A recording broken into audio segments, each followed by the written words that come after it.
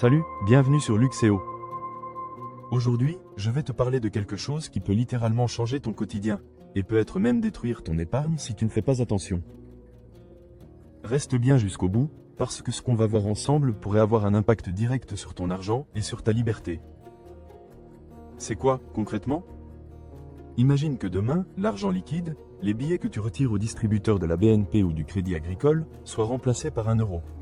Totalement numérique.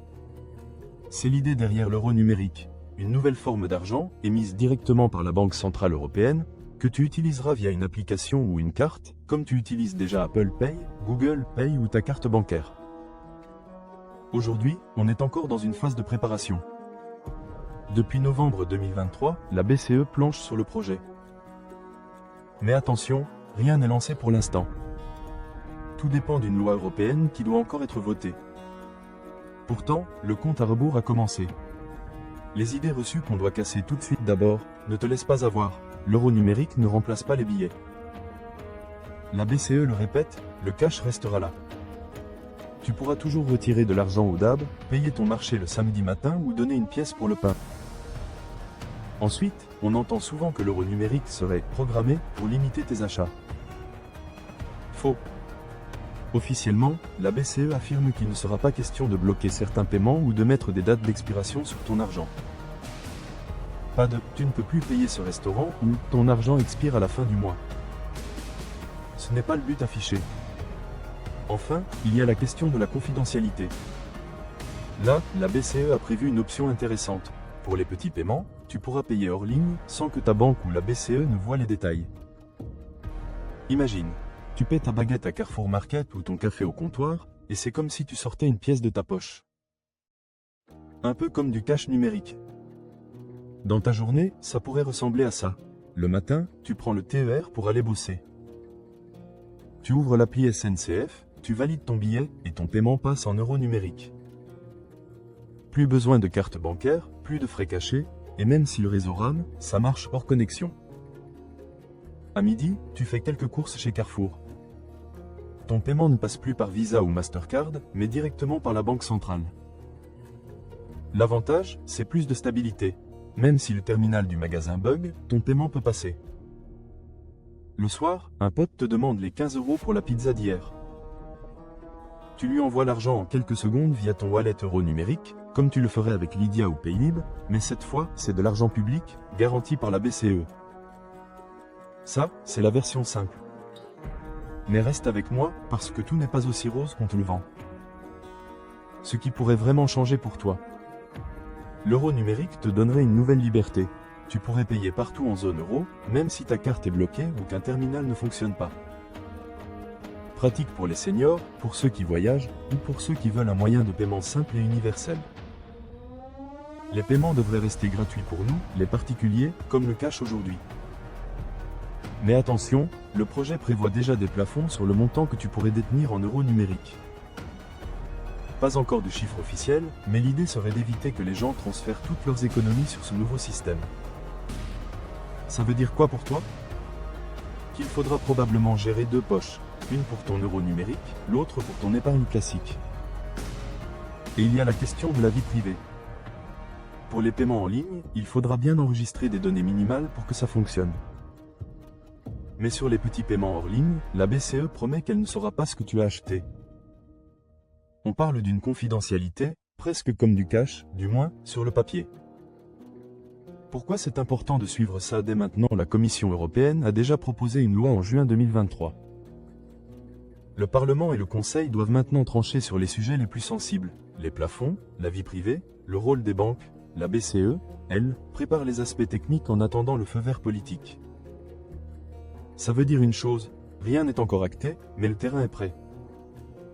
Si l'euro numérique se lance, il va transformer ta façon de gérer ton argent, ton épargne et même ta liberté financière.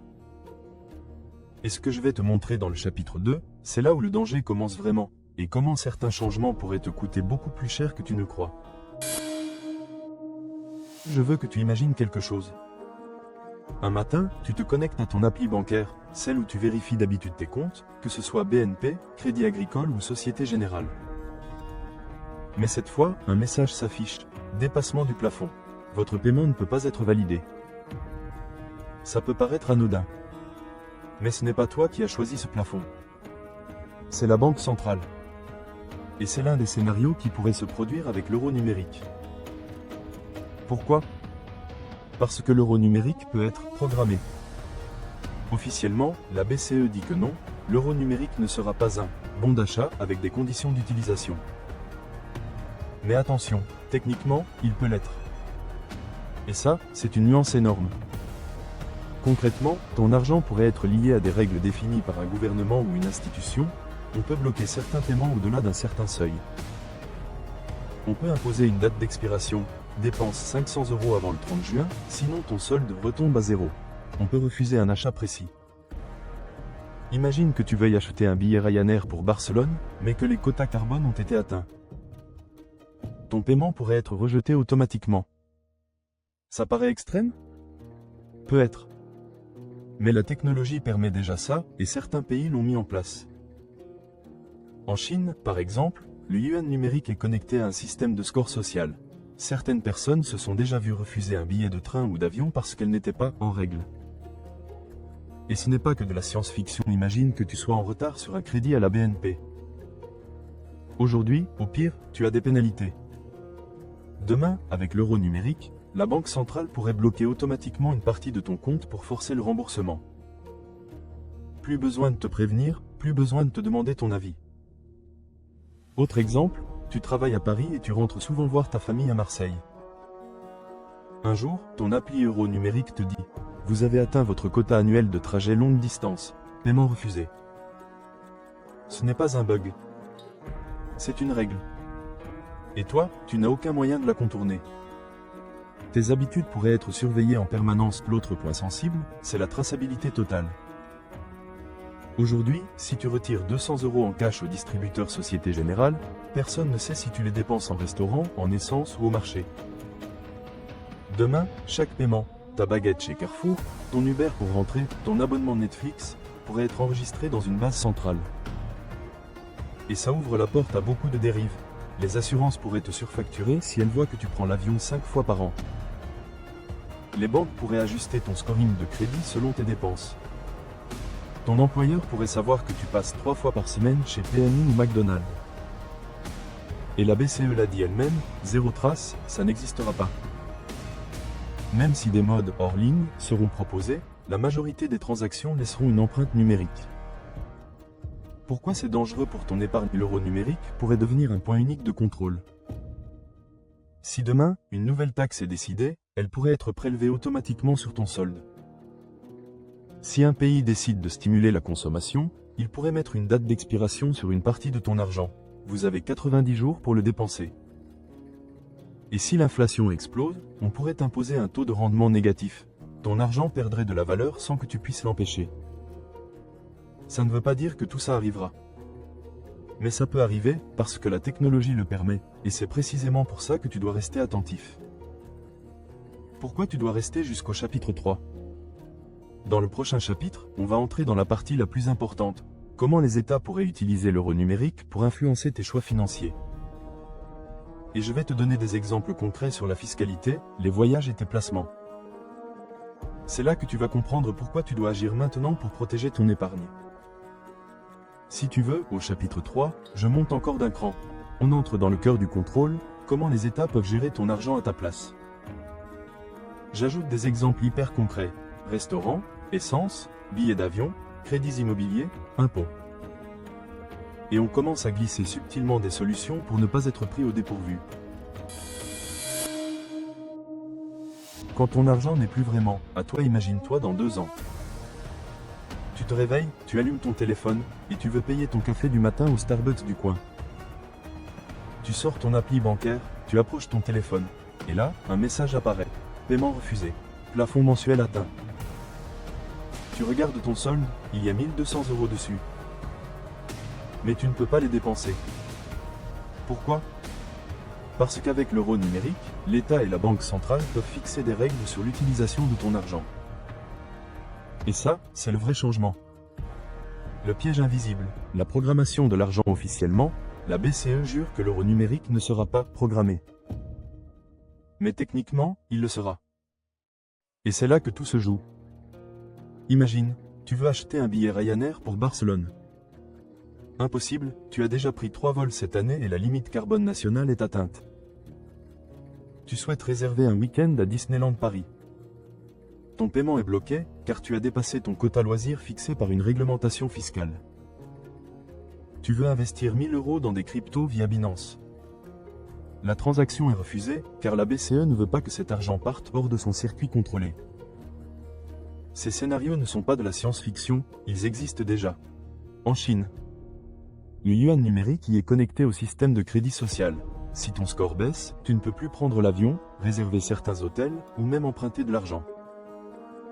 Et la technologie que la BCE développe permettrait exactement la même chose. Tes dépenses deviennent un dossier. Analysé aujourd'hui, tu paies ton essence chez Total Energies, tes courses chez Carrefour et ton abonnement Netflix. Demain, avec l'euro numérique, chaque transaction pourrait être enregistrée dans une base centralisée. Conséquence possible, ton assurance santé peut voir que tu commandes McDonald's 3 fois par semaine. Résultat ? Tes cotisations augmentent automatiquement. Ton banquier peut savoir que tu joues au casino en ligne et te refuser un crédit immobilier, même si ton dossier est solide. Ton employeur pourrait, indirectement, avoir accès à ton profil financier via des bases croisées. La différence, c'est que cette fois, ce n'est pas ta banque privée qui a l'info. C'est la banque centrale. Et ce qui est centralisé peut être utilisé, un jour, contre toi. Le jour où la fiscalité devient automatique, voici un exemple concret. Disons que le gouvernement décide de créer une taxe écologique sur les achats de billets d'avion. Aujourd'hui, cette taxe serait ajoutée au moment de l'achat. Demain, avec l'euro numérique, elle pourrait être prélevée automatiquement sur ton compte avant même que tu ne cliques sur « Payer ». Imagine aussi, une nouvelle contribution exceptionnelle sur les revenus élevés ? Prélevée instantanément. Une amende de stationnement ? Déduite avant même que la lettre arrive chez toi. Un impôt supplémentaire en période de crise ? Appliqué sans préavis, en quelques secondes. Tout ça sans que tu puisses refuser. Parce que ce n'est plus toi qui détiens ton argent, c'est eux qui te donnent le droit de l'utiliser. Et le pire, c'est que ça peut être vendu comme une bonne chose. Officiellement, on te dira que c'est plus pratique, plus de fraude possible. Plus de billets perdus. Plus besoin de déclarer quoi que ce soit. Sauf qu'en échange de cette simplicité, tu donnes un accès total à tes dépenses, tes revenus, tes habitudes et à ta liberté financière. Et ça peut aller très vite. Une simple loi. Une simple crise. Et soudain, les règles changent, sans que tu aies ton mot à dire. Pourquoi tu dois écouter le chapitre 4 dans le prochain chapitre, on va entrer dans le cœur de la stratégie. Je vais te montrer comment protéger ton argent avant que ces changements ne deviennent réalité, ou placer ton épargne pour ne pas être coincé. Quels outils utiliser pour diversifier ton argent? Et surtout, comment garder le contrôle? Parce que si tu attends que tout soit voté, il sera déjà trop tard. Dans les chapitres précédents, on a vu ce que l'euro numérique pourrait changer et pourquoi il pourrait représenter un risque énorme pour ta liberté financière. Mais attention, le but n'est pas d'avoir peur. Le but, c'est de se préparer. Dans ce chapitre, je vais te donner 5 stratégies simples et concrètes pour protéger ton épargne, ta liberté et ton futur financier. Certaines sont faciles à mettre en place, d'autres demandent un peu plus de réflexion. Mais elles ont toutes le même objectif, te permettre de garder le contrôle. Stratégie numéro 1. Diversifie tes devises dès maintenant. Aujourd'hui, la majorité des Français ont 100 PER, 100 de leur argent en euros. Et c'est un problème. Demain, si l'euro numérique devient la norme et que l'État décide d'imposer de nouvelles règles, tu seras totalement dépendant. Alors commence par ouvrir un deuxième espace de sécurité. Il existe des plateformes comme Wise et Revolut qui te permettent d'ouvrir des comptes multidevises gratuitement. Tu peux par exemple conserver une partie de ton épargne en dollars américains, USD, francs suisses, CHF, ou même dollars singapouriens, SGD, des monnaies plus stables. Exemple concret, tu gardes 70 PER 100 de ton argent en euros sur ton compte classique BNP ou Crédit Agricole. Et tu mets 30 PER 100 sur un compte Wise en dollars ou francs suisses. Résultat, si demain l'euro numérique arrive avec des restrictions, tu n'as pas tout misé sur une seule monnaie. Stratégie numéro 2, garde une partie de ton argent en cash. Mais intelligemment, je sais, ça peut sembler vieux jeu, mais le cash reste le dernier vrai anonymat. Si tu retires 200 € aujourd'hui au distributeur Société Générale ou Crédit Mutuel, personne ne sait comment tu les dépenses. Le problème, c'est que le cash pourrait devenir limité ou désavantagé. Alors, je te conseille de prévoir une petite réserve. Attention, on ne parle pas de tout cacher sous le matelas. Mais garde toujours l'équivalent de quelques semaines de dépenses essentielles. Essence, courses, frais médicaux. Exemple, tu peux garder 300 à 500 € bien sécurisés chez toi, mais pas plus. L'idée, c'est d'avoir une porte de sortie en cas de blocage bancaire ou de panne du système. Stratégie numéro 3, protéger ton patrimoine avec des actifs réels. Ton argent liquide, aujourd'hui, peut être gelé. Mais un actif réel, on ne peut pas le bloquer aussi facilement. Voici les 3 principales options. L'or physique. Tu peux acheter de petites pièces comme les Napoléon 20F ou les Krugerrands. Elles sont faciles à stocker, reconnues partout, et tu peux les revendre rapidement. L'immobilier, même un petit studio bien placé, acheté via un prêt classique, te met à l'abri d'un contrôle direct de tes liquidités. Les métaux stratégiques, argent, platine, palladium, ces marchés restent confidentiels et peu surveillés. Exemple concret. Au lieu d'avoir 20 000 € qui dorment sur ton compte, tu pourrais garder 10 000 € en banque, placer 5 000 € dans un ETF immobilier et acheter 5 000 € d'or physique. Résultat, tu deviens moins vulnérable. Stratégie numéro 4, sécurise une partie de ton argent en crypto-monnaie. On en parle peu, mais les crypto-monnaies restent l'une des solutions les plus puissantes pour reprendre le contrôle sur ton argent, à condition de bien faire les choses. L'idée n'est pas de tout miser sur des coins exotiques. Non. Concentre-toi sur les valeurs solides, Bitcoin, BTC et Ethereum. Et surtout, stocke-les correctement. N'utilise pas une plateforme centralisée comme Binance pour tout laisser.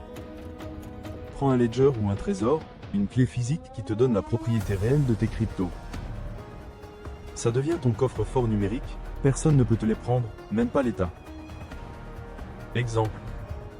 Mettre 5 PER100 à 10 PER100 de ton épargne sur un ledger, c'est te garantir une ligne de défense si l'euro numérique devient trop intrusif. Stratégie numéro 5, crée ta zone de liberté juridique. Si tu veux aller plus loin, tu peux protéger légalement ton argent. Beaucoup de familles aisées créent des holdings ou des trusts pour sécuriser leurs actifs. Mais ça ne concerne pas que les millionnaires. En France, tu peux créer une SASU ou une holding personnelle qui détient tes investissements. Résultat, ce ne sont plus tes actifs personnels, ce sont ceux de ta société. En cas de nouvelles règles restrictives sur les particuliers, tes fonds placés dans une structure juridique peuvent être mieux protégés. Pourquoi tu dois écouter le chapitre 5 dans le prochain chapitre, on va parler du scénario final. Tu vas comprendre comment l'euro numérique pourrait remodeler complètement le paysage financier. Et surtout, pourquoi ceux qui s'y préparent aujourd'hui seront les grands gagnants de demain. C'est le moment où tout s'assemble. Et crois-moi, tu ne veux pas rater ça.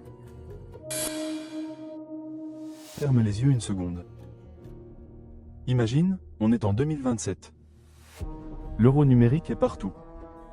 Ton salaire tombe directement sur ton wallet BCE. Tu paies ton loyer, tes courses, ton café. Mais un matin, quelque chose change. Tu veux réserver un week-end à Barcelone. Ton appli t'affiche « Paiement refusé ». Votre empreinte carbone dépasse le quota annuel. Quelques minutes plus tard, tu reçois une notification. Votre solde en euros numériques expirera dans 30 jours. Dépensez-le avant la date limite. Ça te semble extrême? Aujourd'hui, rien de tout ça n'existe. Mais techniquement, tout est possible. Et si tu attends que ça arrive pour agir, il sera déjà trop tard. Le vrai risque n'est pas l'euro numérique, mais l'effet domino pour l'euro numérique, seul, ce n'est pas le problème. Le danger, c'est ce qu'il rend possible. Une fiscalité automatique, prélevée sans ton accord. Des restrictions sur tes voyages, tes achats, tes investissements. Une surveillance fine de toutes tes dépenses, de ton café chez Starbucks à ton abonnement Netflix. Et tout ça peut arriver sans que tu t'en rendes compte. Pas en un jour. Pas en une loi. Mais petit à petit. Un plafond ici. Une taxe automatique là. Un quota de CO2 demain. Un matin, tu te réveilles et tu n'as plus le contrôle. Pourquoi certains vont s'appauvrir et d'autres s'enrichir, c'est là que tout se joue. La plupart des gens vont subir. Ils vont attendre que les règles changent, puis s'adapter trop tard. Mais une minorité va se préparer dès maintenant. Et cette minorité, ce sera ceux qui savent diversifier leur argent, protéger leur patrimoine et reprendre le contrôle avant que les nouvelles règles arrivent. Les gagnants seront ceux qui auront mis une partie de leur épargne en devises étrangères. Ceux qui auront investi dans l'or, l'immobilier, des actifs réels. Ceux qui auront compris comment utiliser la technologie, crypto-monnaie, wallet sécurisé, pour ne pas dépendre d'un seul système. Les autres seront coincés. Pourquoi tu dois agir maintenant? Aujourd'hui, tu as encore le choix. Tu peux décider de subir, attendre que ça arrive, et espérer que tout se passe bien, ou tu peux commencer à te préparer, tranquillement, intelligemment. Retiens une chose, le futur ne prévient jamais. Les grandes transformations arrivent sans bruit, jusqu'au jour où elles sont là. L'euro numérique, ce n'est pas dans 20 ans. Ça peut être dans 2, 3 ou 4 ans. Et ceux qui auront pris les bonnes décisions avant auront une longueur d'avance sur tout le monde.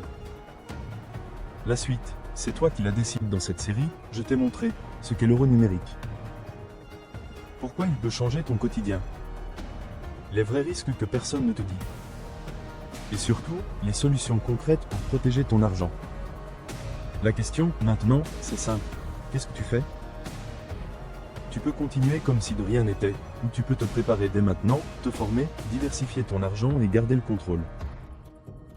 Parce que le pire scénario, c'est de te réveiller un jour, de voir ton argent bloqué, et de te dire, si seulement j'avais agi plus tôt. Et si tu veux aller plus loin, je t'ai préparé des ressources sur les meilleures stratégies pour sécuriser ton épargne et profiter de ces changements avant tout le monde. Le lien est juste sous la vidéo. Crois-moi, le moment d'agir, c'est maintenant.